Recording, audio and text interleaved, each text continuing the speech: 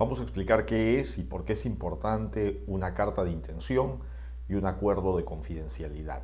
El llegar a poder firmar o acordar un acuerdo de confidencialidad frente a una potencial transacción y cuál es su importancia de esta en el desarrollo de las relaciones previas a la transacción.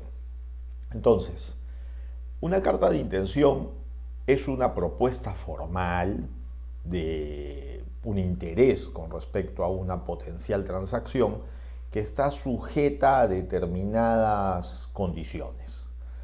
Entonces, uno hace una propuesta en virtud al interés que podría tener sobre una potencial transacción, sujeta a que el precio que se propone o el valor estimado que se fije finalmente esté condicionado a los resultados de un due diligence y a que se cumplan una serie de condiciones que hagan que pueda ser efectiva. Por supuesto, la carta de intención tiene un periodo de tiempo, es decir, no es abierta.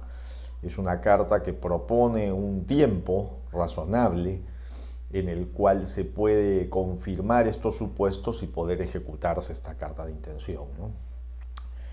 Esto pone en la mesa la necesidad frente a de la parte compradora frente a la parte vendedora, la necesidad de llegar en algún momento a una potencial transacción, a concretar una potencial transacción, y supone también el desarrollo de una serie de procesos, empezando con el llegar a un entendimiento, finalmente a un proceso de due diligence completo en todo orden de cosas, no solamente legal, sino legal, operacional, tributario, financiero, ambiental, social, un due diligence integral que permita conocer los riesgos para poder incorporar estos factores de riesgo a la valoración que se puede estimar sobre el activo sobre el cual se intenta proponer una transacción.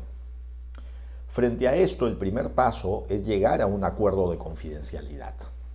¿Y por qué es importante? Las operaciones y las transacciones valen por la información que tienen, y entonces tiene que haber mucha simetría en la información. En el caso minero en particular, las minas valen por la información que tienen, entonces buena parte del corazón del valor de la mina tiene que ver con la información que está registrada en un data room, y por lo tanto esa información no es necesariamente toda pública. Hay una proporción del know-how de las propias operaciones que tiene que ser debidamente preservado. Entonces, la parte vendedora o la parte que acuerda la transacción va a exigir de todas maneras la firma de un acuerdo de confidencialidad, y eso da garantía a ambas partes, al comprador y al vendedor, para que exista una confidencialidad sobre el manejo de la información que se tiene durante el proceso de transacción y lo que ocurra como consecuencia de esta en el tiempo, por ambas partes en el manejo de la información que va a tener que ser abierta para poder proceder a hacer una oferta y concretar la transacción en algún momento. Entonces, los acuerdos de confidencialidad son importantes y permiten hacer una protección abierta de la data, de la información que se va a compartir. Estos acuerdos normalmente tienen una descripción de las partes, tienen una descripción de los distintos activos de información que van a ser sujetos de examen, de evaluación, de revisión, unos periodos de tiempo donde tiene la vigencia del uso de esta información y la manera como esta información se va a usar, no solamente durante el proceso de la transacción, sino después de este. Es decir, termina el proceso de la transacción y cómo debe devolverse la información en el activo y cómo debe manejarse durante el periodo de vigencia del acuerdo que se garantice post acuerdo, cuánto tiempo yo tengo que mantener confidencialidad respecto a esta información. Y también hay que especificar qué sucede si esta información es requerida por alguna autoridad o por algún juez.